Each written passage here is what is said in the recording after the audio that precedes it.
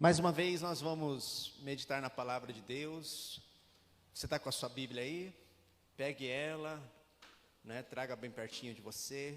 Nós acreditamos que esta é a palavra de Deus e nós somos o que ela diz que nós somos, não é?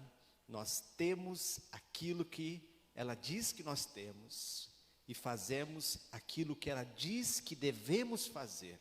Esta é a palavra de Deus, viva e poderosa, eficaz para a transformação das nossas vidas.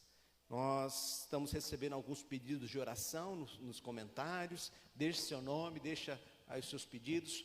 Se nós não conseguirmos orar neste culto, nesta hora, com certeza a nossa equipe, a nossa igreja estará orando por os seus pedidos durante a semana.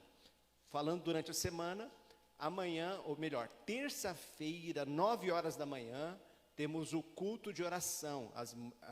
Está sendo realizado via plataforma Zoom, né? Você que quer participar, deixe o seu contato, que nós te adicionamos no grupo de oração da igreja. E lá na terça-feira de manhã, você vai receber o link para você poder participar dessa reunião de oração. Quarta-feira, nós vamos transmitir aqui o culto de oração e de estudo da palavra de Deus. Às quartas-feiras estamos estudando a Bíblia livro a livro, versículo a versículo. Se você quer estudar a Bíblia toda conosco, então fique ligado aí às quartas-feiras, às 19h30. Quinta-feira, estamos tendo reunião das mulheres, às 19 horas, também via plataforma Zoom.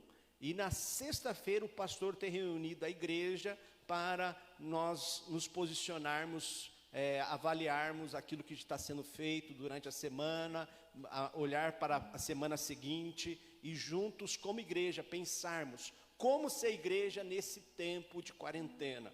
A igreja, apesar de estarmos nesse isolamento, a igreja não está fechada, a igreja não está parada, porque nós cremos, assim como Jesus prometeu e disse: as portas do inferno não prevalecerão contra a igreja do Senhor. E por isso que vamos avançar, estamos avançando, estamos atendendo aos necessitados, estamos chegando aonde as trevas estão tomando conta, estamos iluminando no meio das trevas, evangelizando, cuidando dos enfermos, cuidando dos famintos, sendo igreja. Nesse tempo o Senhor nos chama para ser igreja. Não podemos nos isolar, não podemos nos afastar, mas precisamos ser luz, precisamos irradiar, precisamos fazer a nossa parte, claro, com segurança, com sensatez, com sabedoria, como povo de Deus, tá bom? Nós vamos então abrir a nossa Bíblia lá em 2 Timóteo, capítulo de número 1, verso de número 12,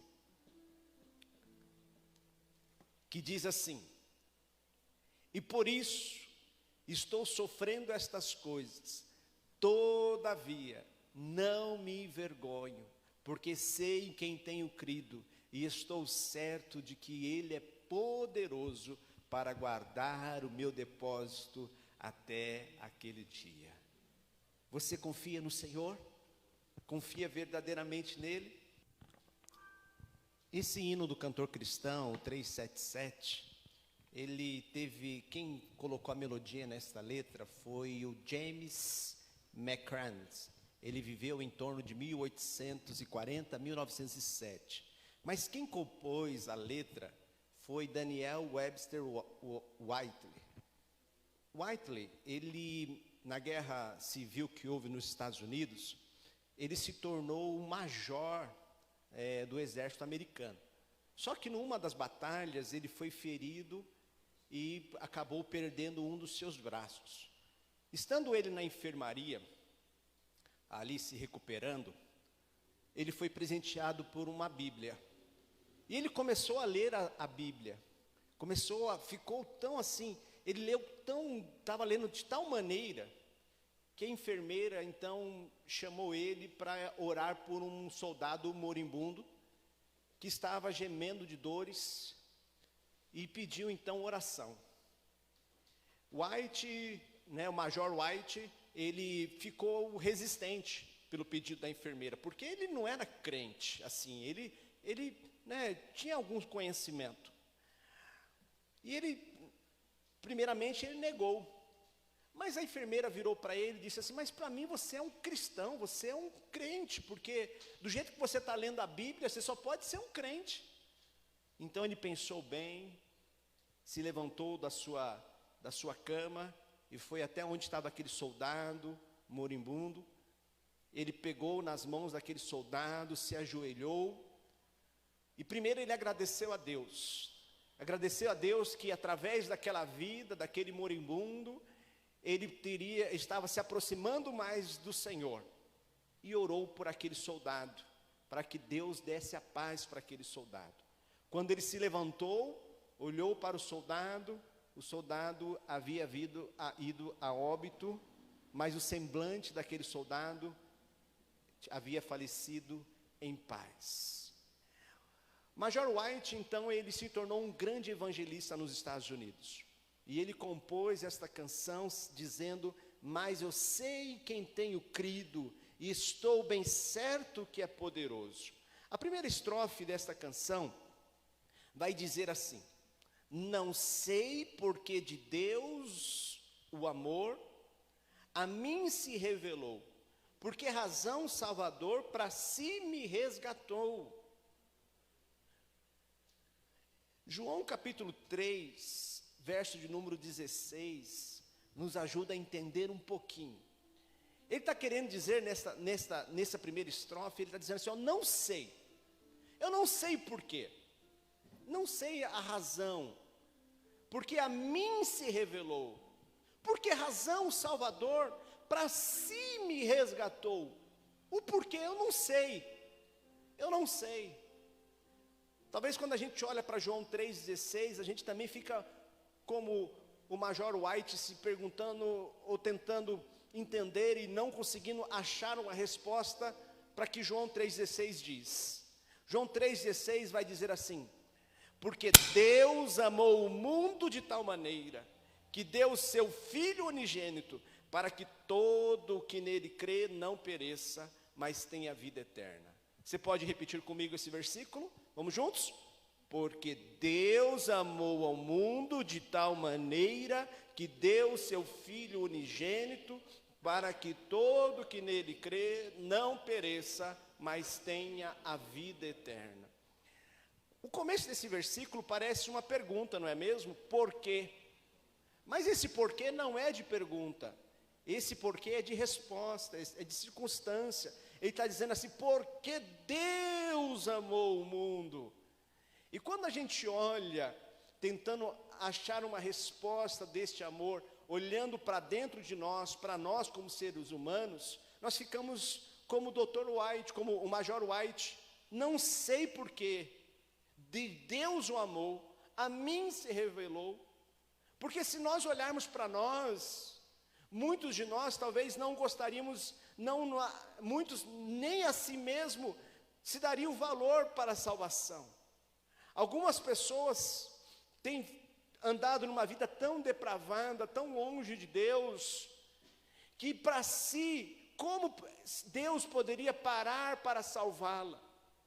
Mas o amor de Deus, ele é incondicional. Ele não mede o quanto bom você foi, ele não mede a sua cultura, a sua sabedoria, a sua raça, a sua cor, a sua nacionalidade. O amor de Deus, ele é incondicional. Deus, ele é amor, e por isso que ele te ama. E o amor de Deus, ele não é maior, não é menor em nenhuma das circunstâncias, porque Deus, ele é amor, e nesse momento, nesse exato momento, você é alvo do amor de Deus. O porquê? Não sei o porquê. Não sei o porquê de Deus o amor. Não sei, mas eu sei que Deus é amor. Então ele diz no coro: mas eu sei quem tenho crido, e estou bem certo que é poderoso para guardar o meu tesouro até o dia final. Eu não sei porque Deus me ama, mas eu sei que Ele me ama. Eu não sei porque Deus se revelou a mim, mas Deus se revelou a mim e Deus tem se revelado a você. Eu não sei por que razão o Salvador para si me resgatou, mas o sangue de Jesus derramado lá na cruz do Calvário, há mais de 2000 anos atrás, Ele para si resgatou um povo, uma nação, os eleitos do Senhor. Ele te salvou pelo seu sacrifício. Não sei por quê, mas eu sei e quem tenho crido, e eu sei que Ele é poderoso, Ele realmente, Ele é vivo, e o seu sacrifício salvou a mim e salvou a todos aqueles que creem no sacrifício de Jesus pela fé. Na segunda estrofe ele vai dizer assim: ignoro como o Espírito, né? A gente canta meio rápido essa estrofe e às vezes nós não percebemos, né, como esta estrofe é profunda. Ele diz assim: ignoro, bem devagar, lê bem devagar essa estrofe comigo. Ignoro como o Espírito convence-nos do mal, revela Cristo, verbo seu, consolador real. Olha que teologia profunda que o Major White traz para nós aqui. Alguns ficam numa discussão interminável sobre a seguinte questão: você foi salvo porque Deus te escolheu, ou foi salvo porque você escolheu a Deus? Algumas pessoas ficam nesta discussão. Será que você é salvo porque Deus te elegeu, Deus te escolheu? Ou você é salvo porque você escolheu a Deus? Geralmente, quando alguém me faz essa pergunta, eu digo as duas coisas. Eu respondo os dois, porque ninguém será salvo se rejeitar a salvação de Deus, se rejeitar a Jesus. E ninguém será salvo se por ele não for escolhido. Simplesmente assim.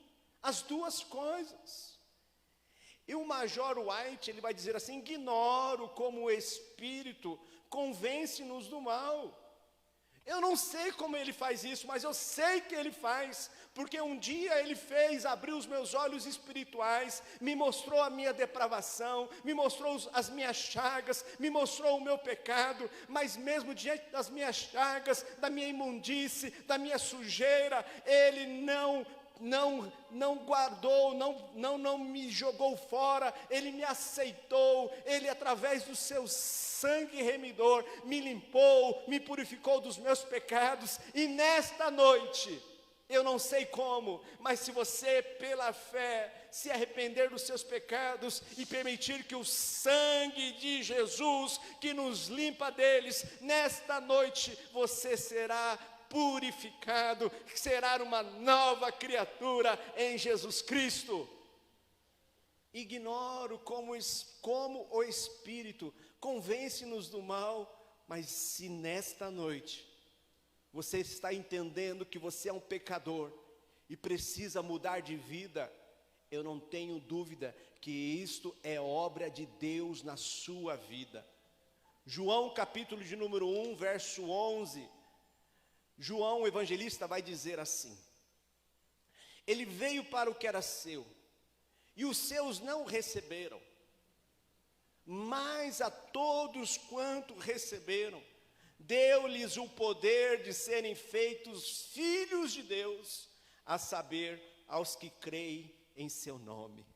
Se nesta noite, você não rejeitar a Jesus, mas você recebê-lo pela fé, como seu Senhor, como seu Salvador, Ele fará de você um filho de Deus. E se você fez isso, e se você já tomou a sua decisão, se você já foi convencido pelo Espírito de Deus do seu pecado, do seu mal, já foi convencido da pessoa de Jesus Cristo, da sua necessidade de salvação, João capítulo 15, verso 16, vai dizer assim: não fostes vós que me escolhestes a mim, pelo contrário, eu vos escolhi a vós. Deus te escolheu. E Deus não escolhe as pessoas pelo quanto boa ela é. Deus escolhe conforme o seu propósito, o seu bom propósito. O Major White então vai escrever dizendo assim: ignoro como o Espírito convence-nos do mal, como ele revela Cristo, o verbo seu, o Consolador real. Mas eu sei em quem tenho crido, e estou bem certo que é poderoso para guardar o meu tesouro até o final. Eu não sei, mas eu creio que o Senhor me resgatou, me salvou. E nesta noite, se você aceitá-lo, você também não precisa ter dúvida nenhuma, mas pela fé, confiar que em Jesus Cristo você é salvo.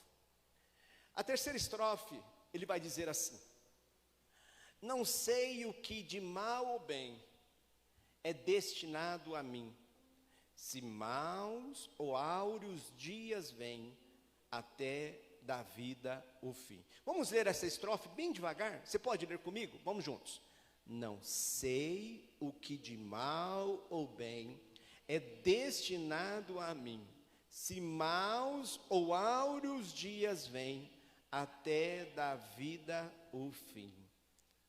Então, o Major White ali perdeu um dos seus braços, mas ele encontrou um grande tesouro, que foi o seu Senhor. Às vezes na vida, no momento de dor, é que nós descobrimos o maior tesouro da vida, que é o nosso Senhor e Salvador Jesus Cristo. Se você já passou por esse período de transformação, você sabe do que eu estou falando.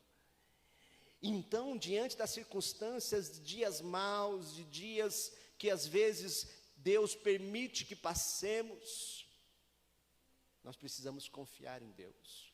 Paulo aqui, escrevendo ao jovem pastor Timóteo, na segunda carta ao pastor Timóteo, provavelmente a última carta que Paulo escreve, Paulo estava para ser executado pelos soldados, Paulo estava chegando ao final da sua vida.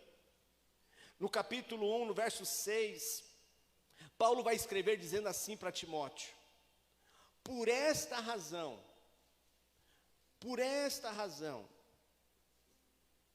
pois te admoesto que reavives o dom de Deus que há em ti, pela imposição das minhas mãos. Paulo está dizendo assim: por esta razão. Que razão é essa? Ele vai explicar nos versos anteriores, vai falar de como o Evangelho chegou até Timóteo, como esse tesouro, como esse depósito que é o Evangelho, que esse tesouro chegou até Timóteo. E você que já chegou o Evangelho até você, não troque o Evangelho por ouro, por prata, pelos prazeres da carne. O Evangelho é o poder de Deus para a salvação de todo aquele que nele crê. O Evangelho, por esta razão, Timóteo, Paulo está escrevendo aqui, por esta razão te admoesto que reavivas o dom de Deus que há em ti. E às vezes, eu falo por mim, e talvez alguns que aqui estão, e você que está me assistindo, talvez está me ouvindo, talvez assim como Paulo disse para Timóteo, algumas vezes na nossa vida precisamos desse avivamento, desse reavivamento, precisamos desse estar cheios do Espírito, precisamos permitir que o dom de Deus esteja vivo em nós. Alguns momentos da vida, talvez em tempos como dias de hoje, alguns dos nossos irmãos se encontram aí, encontram-se nesse momento adormecidos, se encontram assustados, se encontram oprimidos, mas eu quero deixar essa palavra de Deus sobre a sua vida e dizer: meu irmão, é noite de reavivamento, é noite na qual o Espírito Santo vai te despertar e te fortalecer para viver uma vida cristã vitoriosa. Reavivas o dom que há em ti. Paulo está dizendo para Timóteo: Timóteo, reavives. muito crente andando como morto, porque a fé pode morrer. Tiago vai dizer isso, que a fé sem obras é morta. Não deixe a fé, não deixe este dom morrer, não deixe, em nome de Jesus. É noite de você buscar a Deus, é noite de você se arrepender dos seus pecados, e assim como Paulo escreveu, eu sei em quem tenho crido, e eu vou passar por esse Covid, eu vou passar por essa sombra da morte, porque eu sei que o meu Deus é comigo. E ele escreve dizendo então, no verso 7, porque Deus não nos tem dado espírito de covardia. Vamos ler juntos? Porque Deus não nos tem dado espírito de covardia, mas de poder, de amor e de moderação. Está sobre a sua vida uma autoridade, um poder que não vem de você, mas vem do alto. Em nome de Jesus, tome posse dessa palavra. Em nome de Jesus, assuma a sua posição de crente dentro da sua casa, dentro da sociedade, dentro do seu país, neste mundo. Você foi chamado para ser a luz do mundo e o sal da terra. As portas do inferno não prevalecem contra a sua vida, e sobre a sua vida há uma palavra de vitória, uma palavra de poder, uma palavra de vida. Você não foi chamado para ser covarde, mas foi chamado para testemunhar poderosamente o nome que é sobre todos os nomes, o nome de Jesus. Ele vai dizer então no verso de número 8, não te envergonhes, não te envergonhes, portanto, do testemunho de nosso Senhor, nem do seu encarcerado que sou eu, pelo contrário, participa comigo dos sofrimentos, a favor do Evangelho, segundo o poder de Deus. Deus te chama para viver uma vida de poder, para viver uma vida de testemunho, para viver uma vida que agrada a Deus, uma vida segundo o Evangelho que veio ao seu favor, que te salvou, que te transformou e que tem te dado uma nova vida. Fazer a obra de Deus não é tão difícil. Fazer a obra de Deus muitas vezes não é difícil, mas o difícil é fazer a obra de Deus pelos motivos certos. Da mesma forma, não é difícil sofrer, mas o difícil é sofrer pelos motivos certos. Não me entenda mal. Fazer a obra de Deus muitas vezes não é difícil. O difícil é fazer a obra de Deus pelos motivos certos. Certa vez eu vi no YouTube uma pessoa foi na praça e perguntou para algumas pessoas se era crente. E a pessoa, quando dizia que era crente, ele oferecia então $2 para testemunhar de Jesus para alguém que estava passando na rua. E a pessoa então se animava e parava alguém na rua e testemunhava de Jesus para aquela pessoa, e ele então dava os $2.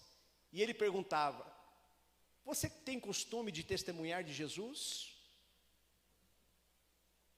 E ficava aquela grande interrogação. Será que então aquela pessoa testemunhou de Jesus apenas por causa dos $2 que estava sendo ofertada? Tem muita gente que às vezes procura fazer a obra de Deus pelos motivos errados. Porque fazer a obra de Deus pelos motivos certos requer um preço, requer um sacrifício, requer amor a Ele. Que esta é a razão na qual nós estamos aqui reunidos. E esta é a razão que Deus te chama para você viver esta vida de poder, de autoridade, de testemunho, por amor a Deus. Então Paulo está dizendo assim: por esta razão eu não me envergonho, eu estou encarcerado, venha participar comigo dos sofrimentos, porque muitas pessoas sofrem. Tem gente nesta hora, e talvez alguém que está me escutando, está sofrendo aí na sua casa, está sofrendo porque escolheu um mau marido, está sofrendo porque os filhos foram para as drogas, está sofrendo porque perdeu o emprego, Muitos dos sofrimentos vêm desta forma. Mas Paulo está chamando-nos para um sofrimento pelo motivo certo. Sofrer pelo Evangelho, não se envergonhar do testemunho de Jesus, ser luz no meio dessas trevas, não temer as potestades, não temer aqueles que podem matar o corpo, mas temer aquele que pode mandar a alma para o inferno, e somente a Ele, mais ninguém. Deus nos chama para sofrer pelos motivos certos, que você esteja sofrendo, mas não pelos motivos errados. Mas que quando você sofrer, sofra por fazer a vontade de Deus. Os discípulos nos dão uma grande lição sobre isso, que quando eles passavam por lutas, alguns foram prisionados, outros foram cerrados ao meio, mas todos encontraram forças no seu Senhor para ser vitoriosos em todas as circunstâncias, porque sabiam que essa terra não era digna deles, porque essa terra era apenas passagem. Sabiam e reconheciam que o seu tesouro, o seu galardão estava garantido no Senhor. E você, sabe quem você crê? E a última estrofe ele vai dizer assim: e quando vem Jesus, não sei, se breve ou tarde vem, mas sei que meu Senhor virá na glória que Ele tem. Vamos ler bem devagar para a gente concluir essa mensagem. E quando vem Jesus, não sei, se breve ou tarde vem, mas sei que meu Senhor virá na glória que Ele tem. Ah, meus irmãos, Paulo vai escrever então em 2 Timóteo, capítulo 1, verso 12, dizendo assim: e por isto estou sofrendo estas coisas, todavia não me envergonho, porque eu sei em quem tenho crido, e estou certo de que Ele é poderoso para guardar o meu depósito até aquele dia. Ele vem. Quando? Não sei. Mas se breve ou tarde vem, mas sei que meu Senhor virá na glória que Ele tem. E nesse dia, como você vai se apresentar diante dEle? Se você está vivendo uma vida que não agrada a Deus, é noite de você se arrepender dos seus pecados. Se você está vivendo uma vida na qual você sabe que você está buscando viver no centro da vontade de Deus, eu clamo que nesta noite, o Espírito Santo de Deus reaviva o dom que há sobre a sua vida, e você seja fortalecido para passar esse tempo de desesperança, com muita esperança, com fé e amor, confiando no nosso bondoso Deus.